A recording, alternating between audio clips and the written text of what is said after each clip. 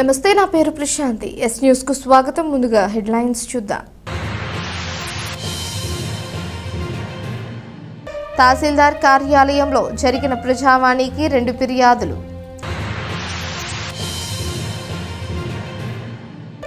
GST తగ్గింపుపై అవగాహన కొరకు డ్వాక్రా ఉత్పత్తుల ప్రదర్శన. GST commissioner Muthyalarao. రాష్ట్ర వైఎస్ఆర్సీపీ సెంట్రల్ ఎగ్జిక్యూటివ్ కౌన్సిల్ మెంబర్గా ఎన్నికైన శేషగిరిరావుకు ఘన సన్మానం. వైకుంఠపురం రోడ్లో ఘోర రోడ్డు ప్రమాదం. ఒక వ్యక్తి అక్కడికక్కడే మృతి, 2 తీవ్ర గాయాలు. తెనాలి పట్టణం అన్ని రంగాలలో అభివృద్ధి చెందే విధంగా మాస్టర్ ప్లాన్ ఉండాలని శాసన మండలి సభ్యులు ఆలపాటి రాజేంద్ర ప్రసాద్ కోరారు. స్థానిక మున్సిపల్ కౌన్సిల్ హాలులో సోమవారం స్థానిక ప్రజలు, వివిధ రకాల సంస్థలు, కమ్యూనిటీ గ్రూపులు, స్టేట్ హోల్డర్స్ తదితరుల అభిప్రాయాలు, సూచనలు తీసుకునేందుకు సమావేశాన్ని ఏర్పాటు చేశారు. తెనాలి పురపాలక సంఘం మాస్టర్ ప్లాన్ తయారు చేసే బాధ్యతను రాజధాని ప్రాంత అభివృద్ధి ప్రాధికారిక సంస్థ ఆర్వి ఇంజనీరింగ్ కన్సల్టింగ్ లిమిటెడ్ సంస్థకు అప్పగించింది. Municipal commissioner Rama Appalanaidu, town planning అధికారి Srimannarayana, RV engineering consulting limited ప్రతినిధులు తదితరులు పాల్గొన్న ఈ సమావేశంలో శాసన మండలి సభ్యులు ఆలపాటి రాజేంద్ర ప్రసాద్ మాట్లాడుతూ, తెనాలి పట్టణం అన్ని రంగాలలో చారిత్రక నేపథ్యం కలిగిన పట్టణమని, 1960 దశకంలోనే అండర్ గ్రౌండ్ డ్రైనేజ్ వంటి సమస్యను ఏర్పాటు చేసిన విషయాన్ని గుర్తు చేశారు. సామాజికంగా, రాజకీయంగా, సాహిత్య రంగంలో అన్ని విధాలా ప్రత్యేక చరిత్ర కలిగిన తెనాలి పట్టణ మాస్టర్ ప్లాన్ అందుకు తగిన విధంగా ఏర్పాటు చేయాల్సిన అవసరం ఉందని అన్నారు. ప్రస్తుత అవసరాలకు, ఆలోచనలకు తగినట్టు కాకుండా 2047 సంవత్సరంలో ముఖ్యమంత్రి చంద్రబాబు రాష్ట్రాన్ని ఏ విధంగా చూడాలనుకుంటున్నారో ఆ విధంగా మాస్టర్ ప్లాన్ ఉండాలని కోరారు. పట్టణ భౌతిక, నైసర్గిక దృష్టిలో ఉంచుకొని క్షేత్రస్థాయిలో పరిశీలించి ప్లాన్ తయారు చేయవలసిన అవసరం ఉందని అన్నారు. ప్రస్తుతం ఉన్న రోడ్లకు కొత్తగా వచ్చే రింగ్ రోడ్లను, జాతీయ రహదారులను కలిపే విధంగా ఆయా గ్రామాలను కూడా కలుపుతూ మాస్టర్ ప్లాన్ తయారు చేయాలని సూచించారు. ప్లాన్ తయారీ సమయంలో పట్టణంలో ఉన్న నీటిపారుదల, వ్యవసాయం, పారిశుద్ధ్యం వంటివి కూడా పరిగణలోకి తీసుకోవాలని, దానితో పాటు తెనాలి ప్రాంతం పర్యాటక రంగంలో కూడా ముందుండే విధంగా ప్లాన్ తయారు చేయాలని ఆయన కోరారు. గతంలో పట్టణంలో 2 పార్కులు మాత్రమే ఉండేవని, ఇప్పుడు వాటి సంఖ్య పెరిగిందని, అదేవిధంగా రానున్న రోజుల్లో పట్టణం 4 వైపులా అభివృద్ధి చెందే విధంగా మాస్టర్ ప్లాన్ తయారు చేయాలని ఆయన కోరారు. కార్యక్రమంలో కమ్యూనిటీ గ్రూపులు, సంస్థలు, మున్సిపల్ సిబ్బంది తదితరులు పాల్గొన్నారు. 2006 2019కి 2023కి రెండింటికి అన్నిటికీ ఒకే గార్డెన్ లొకేషన్ అనిపిస్తుంది. సో వచ్చే నష్టం ఏంటంటే మాకు మీరు చెప్పినవన్నీ కూడా 2047కి ఈ ప్రాంతం అంతా ఈ రకంగా ఉండాలి, దానికి ఎట్లా ఉంటే బాగుంటుంది, ఏ రకంగా ఉంటే బాగుంటుంది, వాటర్ ఎట్లా ఉంటే బాగుంటుంది, శానిటేషన్ ఎట్లా ఉంటే బాగుంటుంది, హౌసింగ్ ఎట్లా ఉంటే బాగుంటుంది, టూరిజం ఎట్లా ఉంటే బాగుంటుంది, కల్చరల్ ఎట్లా ఉంటుంది, ఇవన్నీ కూడా యూఆర్ యాంటిసిపేటింగ్. ఏంటంటే ఈ రకమైనటువంటి మన ఊహాచితమైనటువంటి భారతదేశంలో ఆంధ్ర రాష్ట్రం ఏ రకంగా ఉండాలని చెప్పి చంద్రబాబు నాయుడు గారు, మన ముఖ్యమంత్రి గారు కలగంటా ఉన్నాడు. ఆ కళని సాఫల్యం చేయడానికి మనకి ఏమేమి మనం పొందుపరచుకోవాలనేది చెప్పారు. చాలా సంతోషం. కానీ ఇక్కడ ఉన్న నైసర్గిక స్వరూపంలో మనం చూడాల్సింది ఏంటంటే ఎగ్జిస్టింగ్ సిస్టమ్ ఎట్లా ఉంది, ఇక్కడున్న సఫిషియంట్ ల్యాండ్ ఉంది అని చెప్తాం. సఫిషియంట్ ల్యాండ్ ఏంటంటే గో ఫర్ ఎక్స్టెన్షన్ తెలియదు ల్యాండ్. దాంట్లో ఏంటి మీరే చెప్పారు, లిస్టింగ్ జరగట్లేదు. ఓన్లీ విజయవాడ వైపు, అదేవిధంగా పొన్నూరు, గుంటూరు వైపు పెరుగుతుంది. పొన్నూరు, గుంటూరు అంటే ఒకే. సో ఇప్పుడు మళ్ళీ నార్త్ కూడా పెరగట్లేదు. అంటే ఇవన్నీ మీరు ఏదైతే చూసారో, ఏదైతే మీరు పొందుపరిచారో వాటిలో ఒక తెనాలికి ఒక ఇంగ రోడ్ అనేది ఒకటి గతంలో ఎప్పుడో ఉంది. అది ఎప్పుడో 2006లో ఉంటే దాన్ని మళ్ళీ 14లో చేస్తే అది కాంకర్ పింకర్గా రకరకాలుగా ఉంది. దాన్ని మనం టచ్ చేస్తే దానివల్ల ఉపయోగం కంటే నిరుపయోగం. ఇప్పుడు మరి ఏర్పరచుకోవాలంటే మళ్ళీ ఎక్విజిషన్ ప్రొసీడింగ్స్ ఇవన్నీ ఎట్లా ఉంటాయి ఏంటి అనేది చూడాలి. తర్వాత సిఆర్డీ ఉన్న అవుటర్ రింగ్ రోడ్ దానికి తెనాలి పట్టణం లింక్ అప్ అయ్యేలాగా మనం ఏదైనా ఇంగల్ రింగ్ రోడ్డుని ఒకటి ప్రొవైడ్ చేయగలమా లేదా అనేది, దానికి కూడా సిమెట్రికల్ గా దానికి ఎక్కడ కూడా కౌన్స్ లేకుండా రౌండ్ ద సిటీ మీరు అనుకునే ఆ గ్యాప్స్ ఎక్కడైతే ఉన్నా అటు వదిలేసి మిగతాది కూడా అంతా కూడా రౌండ్ అప్ చేసుకుంటూ ఇరిగేషన్, 2 డ్రైనేజ్, 3 శానిటేషన్, ఈ 3 కూడా మెర్జ్ అవుతుంది. నెంబర్ ఆఫ్ టైమ్స్ మనం చూస్తా ఉన్నాం, నెంబర్ ఆఫ్ ప్లేసెస్ లో మెర్జ్ అవుతా ఉన్నాం. It leads to medical and health problems. That is one more major point. Cultural గా చూసుకుంటే కల్చరల్ యాక్టివిటీ జరగట్లేదు కానీ, బట్ ఇక్కడ this is a place where the cultural things were born. Not only were born, the entire area mingle with the cultural activity. Just మీరు మామూలుగా చూపించిన విధంగా మీరు దాన్ని అమలు చేయడానికి మీరు ప్రయత్నించి, ఇక్కడ మేము చెప్పే సలహాలు కొన్ని ఉంటాయి, చెప్పని కూడా చెప్పలేని లేదా తెలియని కూడా ఉంటాయి. కానీ గ్రౌండ్ లో మీరు చూడగలిగినట్లయితే విలేజ్ టు విలేజ్ ఏదైతే outer ring road inner ring రోడ్డుకి మధ్యలో ఉన్నటువంటి విలేజ్ టు విలేజ్ మీరు చేసినట్లయితే లెస్ డ్యామేజ్ తో వాట్ యూ కెన్ డూ అనేది. ఎందుకంటే డ్యామేజ్ లేకుండా మనం ఏం చేయలేము. కొన్ని చోట్ల ఎక్విజిషన్, కొన్ని చోట్ల వైడింగ్ చేసేటప్పుడు కొన్ని జరుగుతూ ఉంటాయి. అయితే ఎంత లెస్ డ్యామేజ్ చేయగలుగుతున్నాము, లెస్ డ్యామేజ్ తో మంచి భవిష్యత్తు తీయగలుగుతున్నాము అనేది మనం ఆ వేలో మనం చూపించి తీసుకెళ్ళగలిగితే దట్ వుడ్ బి బెటర్ అనేది నా ఉద్దేశం. మన ఆర్కే కన్సల్టెన్సీ వాళ్ళు ఏ రకంగా డ్రాఫ్ట్ లో ప్రపోజ్ చేశారు, గ్రౌండ్ వెరిఫికేషన్ చేసినప్పుడు అక్కడ ఏ రకంగా ఉంది అనేది 3 రకాల కాలమ్స్ తో ఒక బుక్లెట్ తయారు చేసి కూడా గౌరవ సభ్యులందరికీ కూడా ఇవ్వడం జరుగుతుంది. దీని మీద సమాలోచన చేసి, ఎందుకంటే ఏదైనా ఒక ఏరియాలో ఒక్కసారి మాస్టర్ ప్లాన్ ఆమోదించబడితే ఆ ఏరియాలో మనం ఏదైనా కమర్షియల్ యాక్టివిటీస్, ఇతర యాక్టివిటీస్ కోసం ప్లాన్ మనం పెట్టాలనుకుంటే రాని పరిస్థితి. ఆ తర్వాత దాన్ని ల్యాండ్ యూసేజ్ కింద మళ్ళీ తిరిగి గవర్నమెంట్ చుట్టూ పర్మిషన్స్ కోసం వెళ్ళి దాన్ని తెచ్చుకోవాల్సిన పరిస్థితి ఉంటుంది. ఇలాంటి పరిస్థితి రాకుండానే అనేక రకాల స్టేక్ హోల్డర్స్తో ఈరోజు మీటింగ్ కండక్ట్ చేయడం జరిగింది. సో ఎంత పెద్ద ఎత్తున ఈరోజు వచ్చినందుకు ప్రత్యేక ధన్యవాదాలు తెలియజేస్తూ ఈ యొక్క మాస్టర్ ప్లాన్ లో అభిప్రాయాలను మంచి మాస్టర్ ప్లాన్ తయారు చేసే క్రమంలో మన వంతు పాత్ర మనం పార్టిసిపేట్ చేస్తున్నాము అంటే ఎంతో అదృష్టంగా భావించాలి. మీరు మనందరం కూడా ఎంతో అదృష్టంగా భావించి మనందరం తెనాలి పురపాలక సంఘం తరఫు నుంచి, ఈ తెనాలి టౌన్, తెనాలి పట్టణం ప్రజల నుంచి మనం రాష్ట్ర రాజధానికి ఏ రకంగా చేసి RTL roads for example basic గా చెప్పారు, inner ring road, outer ring road వస్తాయని చెప్పి. సో వాటి కనెక్టివ్ గా మన పురపాలక సంఘం నుంచి ఏ రకమైన రోడ్లు ఎలా వెడల్పు చేస్తే బాగుంటుంది, ఎలా కనెక్టివిటీ ఇస్తే బాగుంటుంది. సో ఎట్లా ఇప్పుడు పార్కింగ్ స్పేస్ కానివ్వండి, కమర్షియల్ ఎక్కడ కానివ్వండి, లేకపోతే ఇక రైల్వే స్టేషన్ ఉంది, రైల్వే స్టేషన్ పరంగా మనకి కనెక్టివిటీ ఉంది, రోడ్డు కనెక్టివిటీ ఉంది. సో వీటన్నిటిని ఉపయోగించుకుని మనం మన రాష్ట్ర రాజధానికి ఏ రకంగా రూరల్ మండలం ఇటీవల జరిగిన చోరీలో 10 లక్షల విలువైన ఆభరణాలు పోగొట్టుకున్న మోటూరు మధుసూదన్ రావు కుటుంబాన్ని సోమవారం రాష్ట్ర పౌర సరఫరాల శాఖ మంత్రులు మనోహర్ పరామర్శించారు. చోరీ వివరాలను కుటుంబ సభ్యులను సంబంధిత అధికారులను అడిగి తెలుసుకున్నారు. ఈ సందర్భంగా మంత్రి మనోహర్ మాట్లాడుతూ లా అండ్ ఆర్డర్ విషయంలో ఖచ్చితంగా వ్యవహరిస్తామని, దొంగతనాలకు, అసాంఘిక కార్యకలాపాలకు పాల్పడే వారిని ఉపేక్షించబోమని హెచ్చరించారు. చోరీ విషయంలో వారం రోజుల్లో సమస్య పరిష్కారానికి కృషి చేస్తాను, ఇటువంటి ఘటనకు పాల్పడే వారిని ఎవరిని వదలబోమని అన్నారు. కార్యక్రమంలో పోలీసు సిబ్బంది, గ్రామ నాయకులు పాల్గొన్నారు.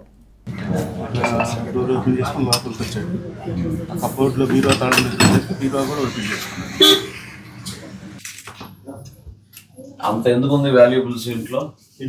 పెట్టుకునే వస్తున్నాయండి, మామూలు పెట్టుకునే వస్తున్నాయి. పిల్లల్ని చైన్లు 2, మా పులిగోర 1, ఉంగరాలు అట్లా.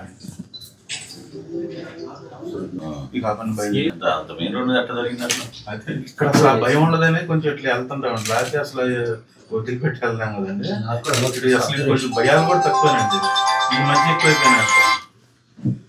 ఇట్లా నేను అటు వెళ్ళి వస్తున్నసరికి ఇక్కడ నాకు విషయాలు కూడా బాగా తెలియట్లేదు, దానివల్ల కూడా కొంచెం నేను గమనించలేకపోయాను.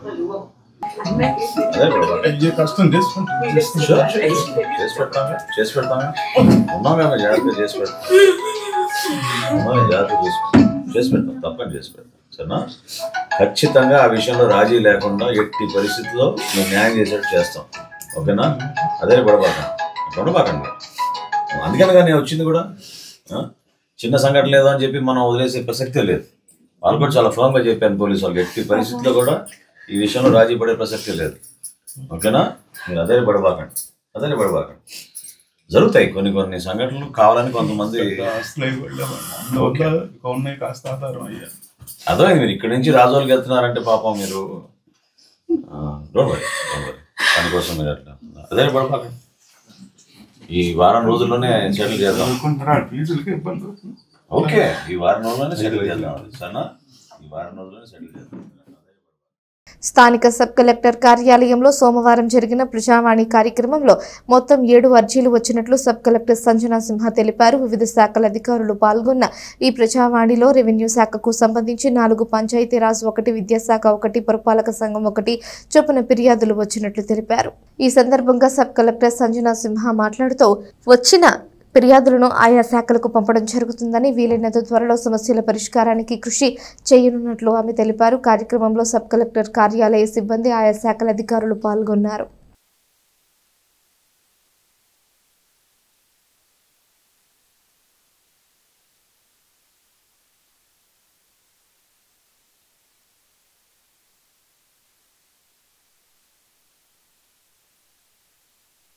ప్రభుత్వం తగ్గించిన జీఎస్టీ ఫలాలు పేద మధ్యతరగతి ప్రజలకు కూడా అందాలన్న ఉద్దేశంతోనే వివిధ రకాల అవగాహన కార్యక్రమాలు ఏర్పాటు చేస్తున్నట్లు, అందులో భాగంగా సోమవారం తహసీల్దార్ కార్యాలయంలో డ్వాక్రా ఉత్పత్తుల ప్రదర్శన నిర్వహించినట్లు జీఎస్టీ కమిషనర్ ముత్యాలరావు, తహసీల్దార్ కేవి గోపాలకృష్ణ తెలిపారు. స్థానిక తహసీల్దార్ కార్యాలయంలో పలువురు డ్వాక్రా గ్రూప్ సభ్యులు చేనేత వస్తువులతో పాటు వివిధ రకాల వస్తువులను ప్రదర్శనగా ఉంచి ప్రజలకు జీఎస్టీ తగ్గింపుపై అవగాహన కల్పిస్తూ విక్రయాలు జరిపారు. ప్రదర్శనలో చేనేత ఉత్పత్తులు, ఆర్గానిక్ పంటలు, ఆర్గానిక్ ఎరువులు, వివిధ రకాల కారపొడులు, పచ్చళ్లు, తేనె, తృణధాన్యాలను ప్రదర్శనలో ఉంచారు. ఈ సందర్భంగా జీఎస్టీ కమిషనర్ ముత్యాలరావు మాట్లాడుతూ వారు కూడా లబ్ధి పొందాలన్న ఉద్దేశంతో ప్రభుత్వం అవగాహన కార్యక్రమాలు ఏర్పాటు చేస్తుందని, అందులో భాగంగా ఆయా ప్రాంతాల్లో, గ్రామాల్లో అవగాహన కార్యక్రమాలు ఏర్పాటు చేసి జీఎస్టీ తగ్గింపు వల్ల ప్రజలకు చేకూరే ప్రయోజనాన్ని వివరిస్తున్నట్లు ఆయన తెలిపారు. గతంలో 4 స్లాబులుగా ఉన్న జీఎస్టీని ప్రభుత్వం 2 స్లాబులుగా తగ్గించిందని, దీనివల్ల రాష్ట్ర ప్రభుత్వంపై 8,000 కోట్ల భారం పడనున్నదని, అయినా ప్రభుత్వం దాన్ని భారంగా భావించక ప్రజలకు తక్కువ ధరల్లో వస్తువులు దొరుకుతాయన్న భావనలో ఉందని అన్నారు. గ్రామాల్లో సమావేశాలతో పాటు కరపత్రాల పంపిణీ, ప్రచార మాధ్యమాల ద్వారా అవగాహన కల్పిస్తున్నట్లు ఆయన తెలిపారు. తహసీల్దార్ కేవి గోపాలకృష్ణ మాట్లాడుతూ జీఎస్టీ తగ్గింపుపై ప్రజలు అవగాహన కలిగి ఉండాలని, తాము కొనుగోలు చేసేటప్పుడు తగ్గించిన జీఎస్టీని తగ్గించి అమ్ముతున్నారా లేదా అన్న విషయాన్ని గమనించాలని ఆయన కోరారు. కార్యక్రమంలో MPDO Athota Deepti, APM K Jayasri, డిఆర్డీఏసీసీలు, వాణిజ్య విభాగ సిబ్బంది, డ్వాక్రా గ్రూప్ సభ్యులు తదితరులు పాల్గొన్నారు. రిఫార్మ్స్ సందర్భంగా మనం ఈ స్టాల్స్ ఏర్పాటు చేయడం జరిగింది. ఈరోజు ఎంఎస్ఎంఈ స్టాల్స్ను మరియు చేనేత వస్త్రాలయం స్టాల్స్ ఏర్పాటు చేయడం జరిగింది. ఇప్పుడు దీని యొక్క ప్రాముఖ్యత ఏంటంటే, ఇది వరకు 4 స్లాబుల్లో ఉన్నటువంటి జీఎస్టీని ఇప్పుడు 2 స్లాబులకు తీసుకొచ్చారు. ఇది వరకు 5%, 18%, 12%, 28%గా ఉండేవి. ఇప్పుడు ఆ వస్తువులను ఏంటంటే 2 స్లాబులకి కుదించడం జరిగింది. ఇక రాబోయే రిఫార్మ్స్లో దాన్ని ఒకే స్లాబ్ కింద తీసుకొస్తారన్నమాట. ఈ 2 స్లాబులు కుదించడం వల్ల జరిగే పరిణామం ఏంటంటే 8,000 కోట్లు మన ఆంధ్రప్రదేశ్ ప్రభుత్వానికి నష్టం వస్తుంది. నష్టం కాదు, అది గవర్నమెంట్ వారు ఏ విధంగా దాన్ని ప్రకటించారంటే ఇది నష్టం కాదు, ప్రజలకి ఆ సొమ్ముని డిస్ట్రిబ్యూట్ చేస్తున్నాం అన్న విధంగా దాన్ని ప్రకటించడం జరిగింది. ప్రజలకి మేలు కలుగుతుంది కాబట్టి ఓవరాల్గా ప్రభుత్వానికి కూడా ప్రభుత్వం అంటే ప్రజా సంక్షేమం చూడడం కాబట్టి ప్రభుత్వానికి కూడా మేలు కలుగుతుంది. అయితే ఈ ఫలాలు అట్టడుగు స్థాయి వారికి చేరాలంటే మామూలుగా కరపత్రాలను పంచిపెట్టడం, మళ్ళీ వీడియోలు తీసి టీవీల్లో ప్రచారం చేయటం, లోకల్లో యూట్యూబ్ ఛానల్స్లో, సోషల్ మీడియాల్లోని ప్రచారం చేయటం, అదేవిధంగా గ్రామంలో ప్రతి ఇంటింటికి ప్రచారం చేపట్టడం, ఈ విధంగా ఇన్ని కార్యక్రమాలు. ఇందులో భాగంగా ఎగ్జిబిషన్స్ ఏర్పాటు చేయటం. ఈ ఎగ్జిబిషన్ల ఏర్పాటులో ఇక్కడ ఈ రోజునాడు మన తెనాలి పట్టణంలో తహసీల్దార్ గారి కార్యాలయం నందు ఈ ఎగ్జిబిషన్ ఏర్పాటు చేయడం జరిగింది. ఇందుకు మన తహసీల్దార్ గారు చాలా సహకరించారు. అలాగే మేడం గారు ఈ కార్యక్రమాన్ని ఏర్పాటు చేస్తున్నారు. మండల్ ఎంపీడీఓ గారు ఈ కార్యక్రమంలో, ఈ ఎగ్జిబిషన్లో ఈ చేనేత వస్త్రాలయం రేటు వాళ్ళని అడిగారు, మీరు ఇంతకు ముందు అడిగారు. ఇంతకుముందు వాళ్ళు కొనుగోలు చేసే దాని మీద ఎక్కువ రేటు ఉండేది. ఇప్పుడు ఇదేంటంటే ఇప్పుడు వాళ్ళ రా మెటీరియల్ కొనుగోలు చేయడం మీద ఇది తగ్గడం వల్ల వాళ్ళ పర్చేసింగ్ కూడా పవర్ పెరిగి వాళ్ళు కూడా తక్కువ రేటుకి వాళ్ళ ప్రోడక్ట్ని ఇవ్వగలుగుతున్నారు. యాక్చువల్గా వీళ్ళు 40 లక్షల లోపు చేస్తారు కాబట్టి వీళ్ళు అమ్మే దాని మీద ట్యాక్స్ పడదు. కానీ కొనుగోలు తగ్గడం వల్ల వాళ్ళు అమ్మేది ధర తగ్గించి అమ్మడం జరుగుతుంది అన్నమాట. ఈ విధంగా వినియోగదారుడికి లాభం జరుగుతుంది. ఉత్పత్తి చేసిన ప్రోడక్ట్స్ అన్నిటినీ కూడా తహసీల్దార్ ఆఫీస్లో డిస్ప్లే చేసి డిస్ప్లే కమ్ సేల్ పెట్టడం జరిగింది. ఇక్కడ ఎందుకు పెట్టాము అంటే మండల పరిషత్లో పెట్టచ్చు, బట్ ఈరోజు మండే ఇక్కడ పబ్లిక్ గ్రీవెన్సెస్ కోసం ఎక్కువ మంది వస్తారు.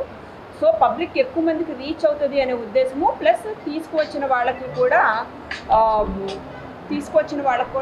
ఆ సేల్స్ కొంచెం బాగా జరిగితే వాళ్ళకు కూడా కొంత ప్రోత్సాహకరంగా ఉంటుందనే ఉద్దేశంతో ఈరోజు ఇక్కడ 18 విలేజెస్ నుంచి 15 మంది ఇక్కడ అటెండ్ అవ్వడం జరిగింది. 4 స్టాల్స్ ఏర్పాటు చేశాము. అందులో చేనేత వాళ్ళు కూడా ఉన్నారు. జగడగుంట పాలెం నుంచి వాళ్ళని పిలిపించడం జరిగింది. వాళ్ళు కూడా చెప్తున్నారు వచ్చిన కస్టమర్స్కి ఇంతకుముందు జిఎస్టీ పర్సెంటేజ్ ఉండేది, కొత్తగా మనకు వచ్చిన 2.0లో మనకి జిఎస్టీ రేట్స్ తగ్గినాయి, సో మీరు కూడా ప్రాఫిటబుల్ అని చెప్పేసి వాళ్ళు చెప్తున్నారు. రాష్ట్ర వైఎస్ఆర్సీపీ సెంట్రల్ ఎగ్జిక్యూటివ్ కౌన్సిల్ మెంబర్గా ఎన్నికైన మందపాటి శేషగిరిరావును సోమవారం తెనాలి నియోజకవర్గం వైసీపీ సమన్వయకర్త అన్నాబత్తుని శివకుమార్ కార్యాలయంలో ఘనంగా సన్మానించారు. పార్టీకి చెందిన పలువురు అభిమానులు, కార్యకర్తలు పెద్ద సంఖ్యలో పాల్గొని శేషగిరిరావుతో సత్కరించి అభినందనలు తెలియజేశారు. మందపాటి శేషగిరిరావును సన్మానించిన అనంతరం తెనాలి వైఎస్ఆర్సీపీ నియోజకవర్గం సమన్వయకర్త శివకుమార్ మాట్లాడుతూ పార్టీకి కష్టపడి పనిచేసిన వారికి ఎప్పుడు గుర్తింపు ఉంటుందని, వారి సేవలను పార్టీ ఎప్పుడు గుర్తుంచుకుంటుందని అన్నారు. మాజీ ముఖ్యమంత్రి జగన్మోహన్ రెడ్డి మందపాటి శేషగిరిరావు సెంట్రల్ ఎగ్జిక్యూటివ్ మెంబర్గా గుర్తింపునివ్వడమే అందుకు నిదర్శనం అన్నారు. వైఎస్ఆర్సీపీ సెంట్రల్ ఎగ్జిక్యూటివ్ మెంబర్గా ఎన్నికైన మందపాటి శేషగిరిరావు మాట్లాడుతూ వైసీపీ ఆవిర్భావం నుంచి జగన్మోహన్ రెడ్డి ఆశయాలకు అనుకూలంగా తాను పనిచేస్తున్న పార్టీ ఎప్పుడూ తనకు ప్రత్యేక గుర్తింపునిస్తూనే ఉందని అన్నారు. పార్టీ ఆశయాలను ముందుకు తీసుకువెళ్లేందుకు మరింత కృషి చేస్తానని ఆయన తెలిపారు. తెనాలిలో పార్టీ కార్యకర్తలు, అభిమానులు శివకుమార్ నేతృత్వంలో తనను సన్మానించడం సంతోషకరమైన విషయమని తెలిపారు. కార్యక్రమంలో దేశ శ్రీనివాసరావు, కొర్రా యశోద, ఉన్నవ అనీష్, కొంగర రాము, మైలా విజయనాయుడు, రత్నబాబు, కొమ్ము రాయల్, గుంటూరు కృష్ణ, గురిగిపూడి బాలరాజు, అవుతు సుధాకర్ రెడ్డి, ప్రసాదం సురేష్, కోటేశ్వరరావు, కొమ్ము రాజేష్, కొలుకులూరు బాబీ, కాకి దేవ సహాయం, కటారి హరీష్, అక్కదాస్ కిరణ్ కుమార్, రాగిశెట్టి కృష్ణారావు, పెదలంక వెంకటేశ్వరరావు, అరవపల్లి శ్రీకృష్ణ తదితరులు పాల్గొన్నారు. తెనాలికి చేసినటువంటి ఈరోజు YSR Congress party executive council మెంబర్గా నియమించబడినటువంటి మందపాటి శేషగిరిరావు గారికి మనస్ఫూర్తిగా అభినందనలు తెలియజేసుకుంటున్నాము.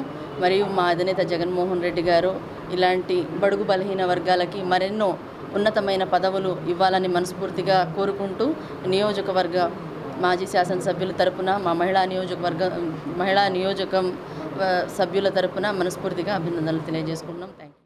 వైఎస్ఆర్ కాంగ్రెస్ పార్టీ ఆధ్వర్యంలో వైఎస్ఆర్ కాంగ్రెస్ పార్టీ జగన్మోహన్ రెడ్డి గారికి అండగా, జగన్మోహన్ రెడ్డి గారు ఏ కార్యక్రమం చేపట్టినా ఆ కార్యక్రమాన్ని విజయవంతంగా చేయడానికి తన వంతు సహాయ సహకారాలు అందించి కృషి చేసినటువంటి మందపాటి శేషగిరిరావు గారిని సిఈసి సభ్యులుగా నియమించడం చాలా అభినందనీయం. మందపాటి శేషగిరిరావు గారు పార్టీ ప్రారంభించిన కొత్తలో పార్టీలో జాయిన్ అయ్యారు. ఆ తర్వాత తాడికొండ నియోజకవర్గ సమన్వయకర్తగా పనిచేశారు. తర్వాత పార్టీ కార్యదర్శిగా పార్టీలో వివిధ రకాల పదవులను పొందడంతో పాటు 2019 ఎన్నికల్లో ప్రభుత్వం అధికారంలోకి వచ్చిన తర్వాత జగన్మోహన్ రెడ్డి గారు ప్రత్యేకంగా గుర్తుపెట్టుకొని రాష్ట్ర గ్రంథాలయ సంస్థ చైర్మన్గా వారిని నియమించి బడుగు బలహీన వర్గాలపై ఆయనకున్న ప్రేమను మరోసారి పార్టీలోనే కాకుండా ప్రభుత్వంలో కూడా జగన్మోహన్ రెడ్డి గారు ఇచ్చిన ప్రాధాన్యతకు ఆయనకి ఎప్పుడు మేము రుణపడి ఉంటాం. తెనాలి నియోజకవర్గంలో మాజీ శాసనసభ్యులు అన్నాబత్తుని శివకుమార్ గారి ఆధ్వర్యంలో వారి మిత్ర బృందం, వారి అభిమానులు, వైఎస్ఆర్ కాంగ్రెస్ పార్టీకి సంబంధించిన మా కుటుంబ సభ్యుల సమక్షంలో నన్ను ఇంత ఘనంగా అభినందించడం చాలా సంతోషంగా ఉంది. ప్రత్యేకంగా ఈ సందర్భంగా రాష్ట్ర మాజీ ముఖ్యమంత్రి వర్యులు మా అధినేత వైఎస్ జగన్మోహన్ రెడ్డి గారికి ప్రత్యేకంగా ధన్యవాదాలు తెలియజేస్తా ఉన్నాను. వైఎస్ఆర్ కాంగ్రెస్ పార్టీలో నేను పార్టీ ఆవిర్భావం నుండి జగన్మోహన్ రెడ్డి గారి ఆలోచనల్ని, వారి అడుగుజాడల్లో పార్టీ ఆలోచనల్ని, పార్టీ కార్యక్రమాలని ముందుకు తీసుకెళ్లే విధానంలో ఎక్కడ అలసట చూపించలేదు. పేదల కోసం వారు చేసే ప్రయత్నాన్ని తప్పనిసరిగా పార్టీ బలోపేతానికి నా వంతు, నా శాయశక్తులా నేను పనిచేస్తానని మనస్ఫూర్తిగా తెలియజేసుకుంటూ, అదేవిధంగా శివన్న ఈ నియోజకవర్గానికి నేను పరిశీలకుడిగా చేసిన సందర్భంలో వారితో నాకున్న అనుబంధం ఇప్పటికీ మర్చిపోకుండా నన్ను ప్రత్యేకంగా ఇక్కడికి పిలిపించి ఇంతమంది సమక్షంలో నియోజకవర్గానికి సంబంధించిన వారి మిత్రులందరినీ పిలిపించి నన్ను ఇంత ఘనంగా సన్మానించి అభిమానులందరి ముందు నన్ను ఉన్నతంగా గౌరవించి పంపిస్తున్నటువంటి శివన్నకి మనస్ఫూర్తిగా ధన్యవాదాలు తెలియజేస్తూ, జగన్మోహన్ రెడ్డి గారికి మరొక్కసారి మీ ఆలోచనల్ని, అంబేద్కర్ ఆలోచన విధానాన్ని, మీరు తీసుకెళ్తున్న విధానాన్ని తప్పనిసరిగా పారిశుద్ధ్య నిర్వహణకు ప్రజలందరూ సహకరించాలని మున్సిపల్ చైర్పర్సన్ తాడిపోయిన రాధిక రమేష్ కోరారు. స్థానిక 13వ వార్డులో జరుగుతున్న ప్రత్యేక పారిశుద్ధ్య పనులను 13వ ward councillor Sujatha, municipal commissioner Rama Appalanaidu, ఆరోగ్య శాఖ అధికారి మొవ్వ యేసుబాబు తదితరులతో కలిసి ఆమె పరిశీలించారు. కాలువలతో పూడికతీత పనులను పరిశీలించిన ఆమె సిబ్బందికి పలు సూచనలు చేశారు. మురుగునీటి పారుదలకు ఆటంకం లేకుండా చూడాలని, తరచూ వర్షాలు పడుతున్నందున రోడ్లపైకి నీరు చేరకుండా తగు చర్యలు తీసుకోవాలని సిబ్బందిని ఆదేశించారు. ఈ సందర్భంగా మున్సిపల్ చైర్పర్సన్ తాడిపోయిన రాధిక రమేష్ మాట్లాడుతూ పురపాలక సంఘం పారిశుద్ధ్య నిర్వహణకు ప్రత్యేక ప్రాధాన్యతనిస్తున్నట్లు తెలిపారు. చెత్తను రోడ్లపై కాలువల్లో వేయకుండా పారిశుద్ధ్య నిర్వహణకు ప్రజలందరూ సహకరించాలని ఆమె కోరారు. భవనాలు నిర్మించేటప్పుడు భవన నిర్మాణ వ్యర్థాలను కాలువలపై, రోడ్లపై పోస్తున్నారని, దానివల్ల ఇబ్బందులు తలెత్తుతున్నాయని ఆమె అన్నారు. మున్సిపల్ కమిషనర్ రామ అప్పలనాయుడు మాట్లాడుతూ ప్రతి ఇంటి నుండి చెత్తను సేకరించేందుకు సిబ్బంది వస్తున్నారని, చెత్తను ఎక్కడ పడితే అక్కడ వేయకుండా మున్సిపల్ సిబ్బంది అందించాలని ఆయన కోరారు. మున్సిపల్ ఆరోగ్య శాఖ అధికారి డాక్టర్ మొవ్వ యేసుబాబు మాట్లాడుతూ తరచూ వర్షాలు కురుస్తున్న నేపథ్యంలో ప్రజలందరూ అప్రమత్తంగా ఉండాలని, సీజనల్ వ్యాధులు ప్రబలకుండా తగు జాగ్రత్తలు తీసుకోవాలని ఆయన కోరారు. ప్రతి ఒక్కరూ పరిసరాల పరిశుభ్రతను పాటించాలని, జ్వరం, జలుబు వంటివి వచ్చినప్పుడు దగ్గరలోని ఆరోగ్య కేంద్రాలను సంప్రదించాలని ఆయన కోరారు. టౌన్ ప్లానింగ్ అధికారి సాంబశివరావు, ఇన్ఛార్జ్ ఏఈ జానీ భాషా, కళ్యాణ్ ఇన్ఛార్జ్ శానిటరీ ఇన్స్పెక్టర్, సచివాలయ సిబ్బంది తదితరులు పాల్గొన్నారు. ఇక్కడికి వచ్చేసి ప్రధానంగా ఈ కాలువలు అనేది ఎటు పారుదల లేకుండా తుక్కు ఏదన్నా కవర్లు కానివ్వండి, బాటిల్ కానివ్వండి, ఇలాంటివి ఏదన్నా అడ్డపడినా కూడా అక్కడ ఆగిపోతున్నాయి. ఎందువల్లంటే మనం ఏదైతే ఉన్నాయో, ఎందుకు ప్రతిరోజు మన ఇంటికి వస్తున్నారు, మున్సిపల్ వర్కర్స్ వచ్చినప్పుడు డస్ట్బిన్ రూపంలో వాళ్ళకి అందిస్తే మనకి ఈ దోమల భారం నుంచి తగ్గించుకునే వాళ్ళం అవుతాం. కాబట్టి మీ అందరికి కూడా చెప్పేది ఏంటంటే, ఎలాంటి వేస్ట్ వ్యర్థాలు ఏవైతే ఉన్నాయో అవి డస్ట్బిన్ రూపంలో మా వర్కర్స్ అందించాలని కోరుకుంటున్నాను. అలానే మేము అక్కడే కల్వర్ట్ దగ్గర నుంచున్నాము, ప్లాస్టిక్ పూలకుండి నీళ్ళల్లో కొట్టుకొని వస్తుంది. ఇది ఎలా వస్తుందండి? ప్రజల్లో నుంచి వస్తుంది. మీరు ప్రజల్లో నుంచి ఈ అవగాహన అనేది నేను చైర్పర్సన్గా ఇన్నిగా నుంచి మీ అందరికీ చెప్తానే ఉన్నాను. ఎలాంటి వేస్ట్ వ్యర్థాలు ఏవైతే ఉన్నాయో అవి డస్ట్బిన్ రూపంలో అందించండి. మీరే ఇప్పుడు నేను వస్తున్నాను, వార్డులోకి వచ్చినప్పుడు ఏమడుగుతున్నారు, అమ్మ దోమలు ఉన్నాయి ఎక్కువగా, ఈ మురుగు నీళ్ళకి దోమలు ఎక్కువగా ఉన్నాయని చెప్తున్నారు. అదేనండి, మీ ఇలాంటి వేస్ట్ వ్యర్థాలు ఏవైతే మీరు వేస్తున్నారో అవి కాలువలో ఆగిపోతున్నాయి. అవి మెయిన్ కల్వర్ట్ దగ్గరకు వచ్చేసి అక్కడ ఆగిపోతున్నాయి. అవి తీసే విధంగా లేకుండా కొన్ని కల్వర్ట్లు అయితే మాన్యువల్ కూడా ఓపెన్ అవ్వట్లేదు. కొన్ని దయచేసి అర్థం చేసుకోండి. రామ అప్పలనాయుడు గారు ఈరోజు మా వార్డు విజిట్ చేయడం జరుగుతుంది. అయితే మా వార్డులో మరి కాలువల్లో షిల్ట్ తీపిచ్చడం జరిగింది. మొన్న 4-5 రోజుల నుంచి షిట్లు తీస్తున్నారు. కాకపోతే ఎక్కువగా వాటర్ అనేది పారుదల కాలువల్లో లేదు. ఈ జనం ఏం చేస్తున్నారంటే వాటిలో ఈ డస్ట్బిన్ ఇవ్వకుండా చెత్త అనేది కాలువల్లో ఎక్కువ వేయటం జరుగుతుంది. అది ప్రజలకు నేను చెప్తున్నాను. అది చెత్త అనేది కాలువల్లో వేయకుండా డస్ట్బిన్లో పెట్టి ఇస్తే మరి మన మున్సిపల్ సిబ్బంది వస్తామంటున్నారు కాబట్టి వాళ్ళకి ఇస్తే బాగుంటుందని మేము ఎప్పటి నుంచో చెప్తున్నాము. కాలువల్లో వేయమాకండి, దోమలు వస్తాయి, వాటర్ పారుదల సరిగ్గా లేదని చెప్తున్నాము. ఇక నుంచి అయినా కొంచెం ప్రజలు గమనించి అది చేయకుండా ఉంటే బాగుంటుందని. ఎంత మున్సిపల్ సిబ్బంది ఎంత కాలువలు తీసినా కానీ మీరు వేసిన తుక్కు అనేది ఆ కాలువలకు అడ్డం పడి వాటర్ అనేది పారుదల సరిగ్గా జరగట్లేదు. కాబట్టి ప్రజలు ఒకసారి గమనించవలసిందిగా కోరుచున్నాను. అలాగే మరి ఈరోజు వార్డు విజిట్కి వచ్చి స్థానిక తహసీల్దార్ కార్యాలయంలో సోమవారం జరిగిన ప్రజావాణికి 2 ఫిర్యాదులు అందినట్లు తహసీల్దార్ కేవి గోపాలకృష్ణ తెలిపారు. కొలకలూరు గ్రామానికి చెందిన కరుణమ్మ తనకు పీఎం కిసాన్ పథకం రాలేదని, జగడిగుంట పాలెం గ్రామానికి చెందిన భాస్కర్రావు పంచాయతీ చెరువు పోరంబోకు ఆక్రమణల ఫిర్యాదులు అందినట్లు తెలిపారు. ఈ సందర్భంగా తహసీల్దార్ గోపాలకృష్ణ మాట్లాడుతూ ఈ ఫిర్యాదుల పరిష్కారాన్ని కృషి చేయనున్నట్లు, జగడిగుంట పాలెం సర్వే నెంబర్ 99లో గల చెరువు ఆక్రమణ విషయాన్ని పంచాయతీ శాఖకు పంపనున్నట్లు, దాంతో పాటు తాను కూడా స్వయంగా క్షేత్రస్థాయిలో పరిశీలించి వాస్తవంగా ఆక్రమణకు గురైతే చట్టపరమైన చర్యలు తీసుకోనున్నట్లు ఆయన తెలిపారు. కార్యక్రమంలో రెవెన్యూ సిబ్బంది, ఆయా శాఖల సిబ్బంది పాల్గొన్నారు. ఈరోజు మన తహసీల్దార్ కార్యాలయంలో జరిగిన ప్రజా సమస్యల పరిష్కార వేదికలో 2 అర్జీలు అందినాయి. ఒకటేమో అగ్రికల్చర్ డిపార్ట్మెంట్కి సంబంధించి పీఎం కిసాన్ పడలేదని చెప్పేసి కరుణమ్మ అని కొలకలూరు నుంచి ఒక అర్జీ ఇచ్చున్నారు. రెండోది భాస్కర్ రావు గారు అని చెప్పేసి జగ్గడిగుంటపాలెంలో సర్వే నెంబర్ 99 చెరువు పోరంబోకు ఆక్రమణకు గురైందని. ఈ చెరువు పోరంబోకు ఆక్రమణ అనేది పంచాయతీరాజ్ డిపార్ట్మెంట్కి పంపిస్తాం. సబ్సిక్వెంట్గా తహసీల్దార్ కూడా రెస్పాన్సిబులే ఈ సబ్జెక్టులో. నేను కూడా ఇది స్వయంగా చూసి ఈ ఆక్రమణల పరిస్థితిని ఒకవేళ నిజంగా ఆక్రమణకు గురైన మాట వాస్తవం అయితే తగిన చర్యలు తీసుకుంటాం చట్ట ప్రకారం.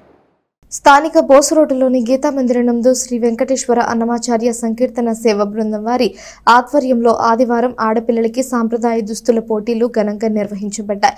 ఈ పోటీలకు ఉప్పులూరి శారద, నారాయణ భారతి దేవి న్యాయ నిర్ణేతలుగా ఉండగా కొండపి వసుంధర పర్యవేక్షించారు. కార్యక్రమానికి మొత్తం 50 మంది చిన్నారులు హాజరవగా వీరిలో 16 మందిని ఎంపిక చేసి వచ్చిన అతిథులు అయిన ప్రఖ్యాత సినీ మాటల రచయిత బుర్రా సాయిమాధవ్, రాష్ట్ర ఉత్తమ ఉపాధ్యాయ అవార్డు గ్రహీత అయినాల మల్లేశ్వరరావు, సాయి మంగ మెడికల్స్ అధినేత కంకిపాడు రమేష్ చేతుల మీదుగా విజేతలకు బహుమతి ప్రదానం చేసినట్లు నిర్వాహకులు తెలిపారు. మొదటి బహుమతిగా 1000 రూపాయలు పి జ్యోత్స్న లక్ష్మీ మాధవ్కి, రెండవ బహుమతిగా 500 రూపాయల చొప్పున ఇద్దరికి, ఏ వెన్నెల, కె హన్సికారెడ్డికి, మూడవ బహుమతిగా 300 రూపాయలు చొప్పున ముగ్గురికి, జె దైవజ్ఞ, వి కోమలశ్రీ, టి పరమేశ్వరి, ప్రియకి 10 మందికి 100 రూపాయల చొప్పున ప్రోత్సాహక బహుమతులు ఇచ్చినట్లు చెప్పారు. బుర్రా సాయిమాధవ్ మాట్లాడుతూ మన మాతృభాష అయిన తెలుగు భాషను మన తల్లిదండ్రులని ఎక్కడికి వెళ్ళినా మర్చిపోకూడదని అన్నారు. ప్రతిరోజు ఒక తెలుగు పద్యాన్ని కంఠోపాఠంగా నేర్చుకోవాలని, అలాగే మన సాంప్రదాయాల్ని కూడా మర్చిపోకూడదని, ఎక్కడికి పోయినా మన తెలుగు వారితో తెలుగే మాట్లాడాలని పోటీలో పాల్గొన్న పిల్లలకు తెలియజేశారు. ప్రతిరోజు తెలుగు పుస్తకంలో ఒక పేజీని చదవాలని పిల్లలను కోరారు. పుస్తకం అనేది ప్రకృతి ద్వారా ఇచ్చిన మన సంపదని అన్నారు. నిర్వాహకులు కొండపి శ్రీనివాసరావు మాట్లాడుతూ కేవలం ఈ పోటీలు పిల్లలకు సాంప్రదాయంను అలవర్చడానికి, సాంప్రదాయం మర్చిపోకూడదని సాంప్రదాయ దుస్తులు పోటీలు నిర్వహించినట్లు తెలిపారు. అందరూ సాంప్రదాయబద్ధంగా జడలు వేసుకొని నుదుట కుంకుమ ధరించి సాంప్రదాయ దుస్తులు ధరించాలని వచ్చిన పిల్లలందరినీ మరియు తల్లిదండ్రులను కోరారు. కార్యక్రమంలో వేరంశెట్టి రజని, తల్లం సావిత్రి, కర్ణాట జయలక్ష్మి, కటకం అన్నపూర్ణ, నంబూరి వినతి, దేవానంద్, వేమూరి విజయభాస్కర్ పాల్గొన్నారు. ప్రపంచంలో ఏ భాష వాడైనా సరే వాడి భాషకు సంబంధించిన వాడు కనిపిస్తే ఈ భూమి మీద ఎక్కడైనా సరే వాడి మాతృభాషలోనే మాట్లాడతాడు. వాడితో చాలా ఆనందంగా. ఒక్క తెలుగువాడు మాత్రమే తెలుగువాడితో కూడా ఇంగ్లీష్లో మాట్లాడతాడు. ఇది తప్పు. అమ్మ భాషని మర్చిపోవద్దు. అమ్మ ఎంత గొప్పదో భాష అంత గొప్పది.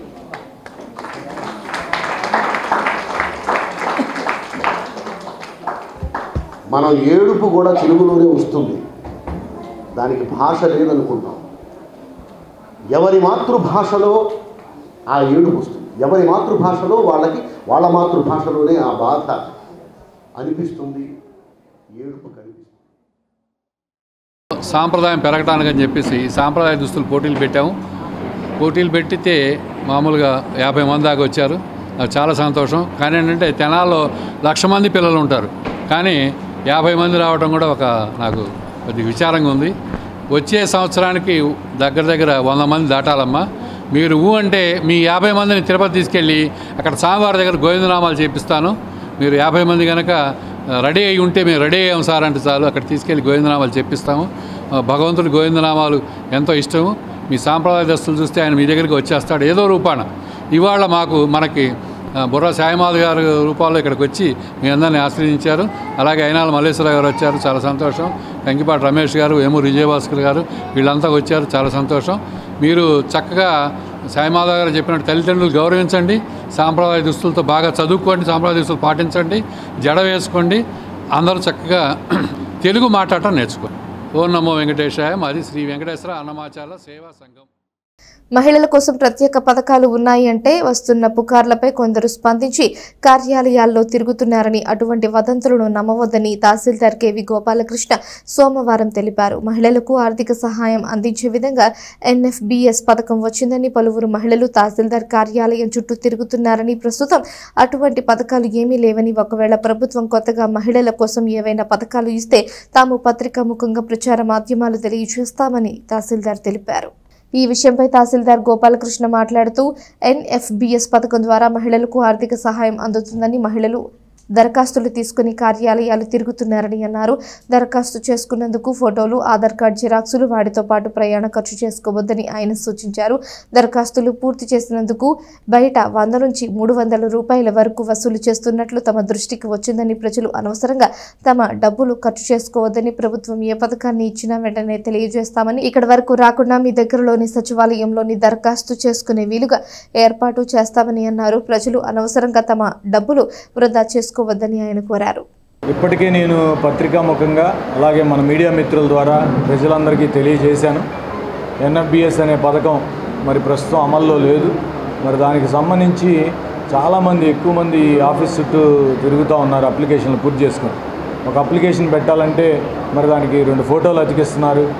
ఎన్క్లోజర్స్గా ration cards, Aadhaar cards, death సర్టిఫికెట్లు, ఫోటోస్టాట్లు అవన్నీ ఇచ్చి ఒక 50 రూపాయలు ఖర్చు పెట్టుకుంటున్నారు.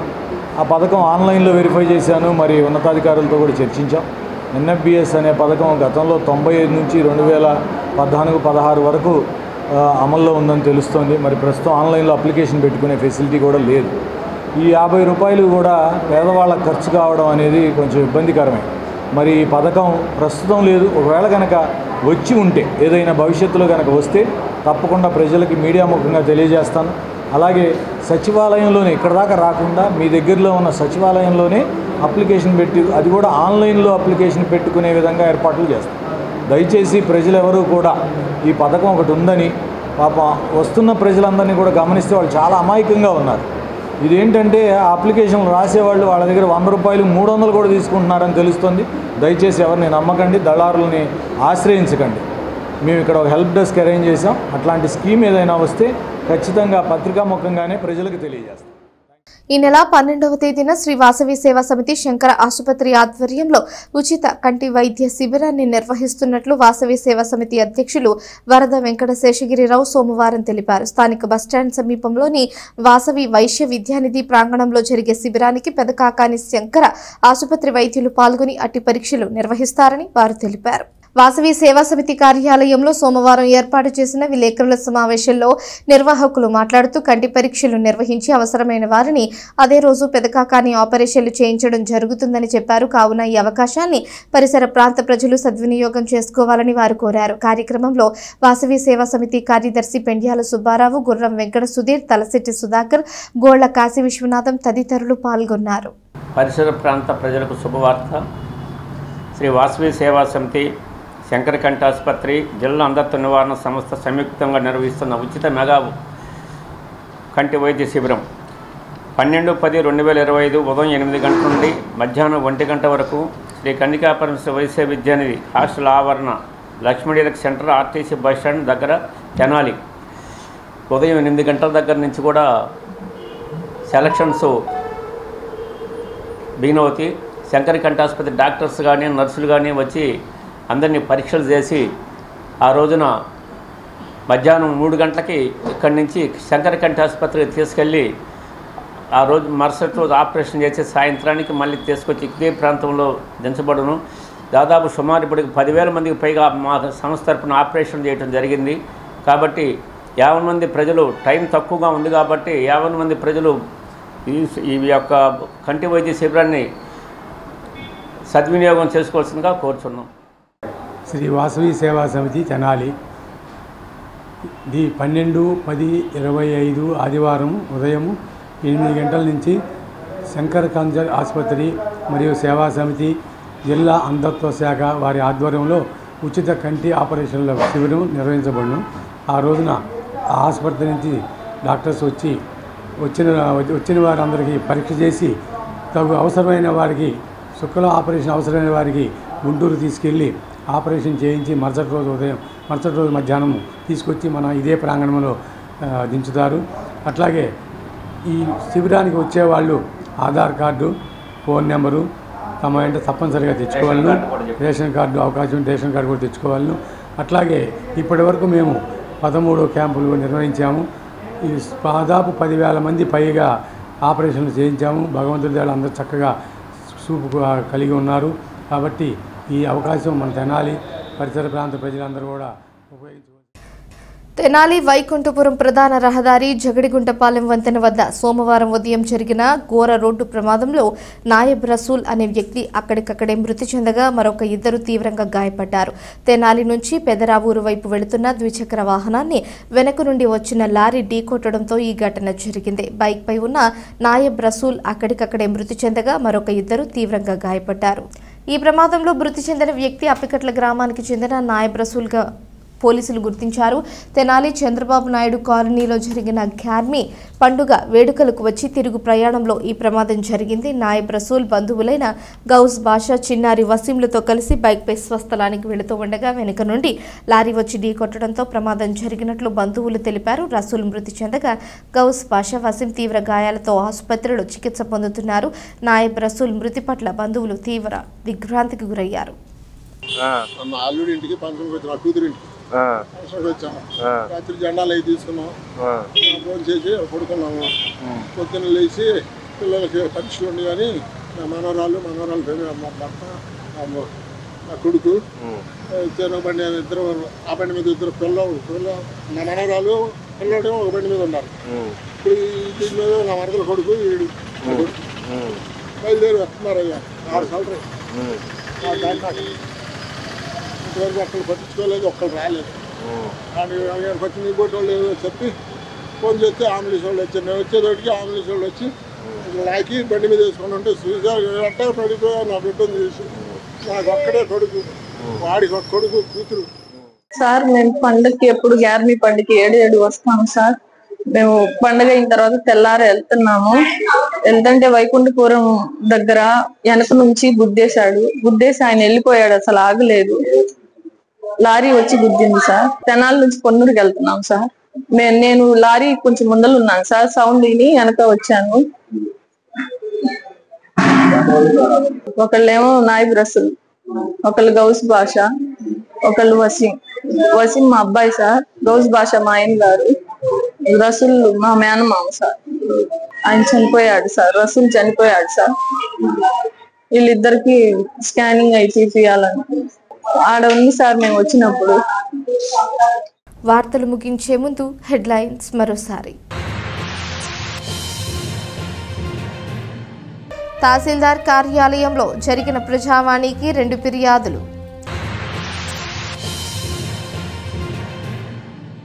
జీఎస్టీ తగ్గింపుపై అవగాహన కొరకు డ్వాక్రా ఉత్పత్తుల ప్రదర్శన. GST commissioner Muthyalarao. రాష్ట్ర వైఎస్ఆర్సీపీ సెంట్రల్ ఎగ్జిక్యూటివ్ కౌన్సిల్ మెంబర్గా ఎన్నికైన శేషగిరిరావుకు ఘన సన్మానం. వైకుంఠపురం రోడ్లో ఘోర రోడ్డు ప్రమాదం. ఒక వ్యక్తి అక్కడికక్కడే మృతి, 2 తీవ్ర గాయాలు.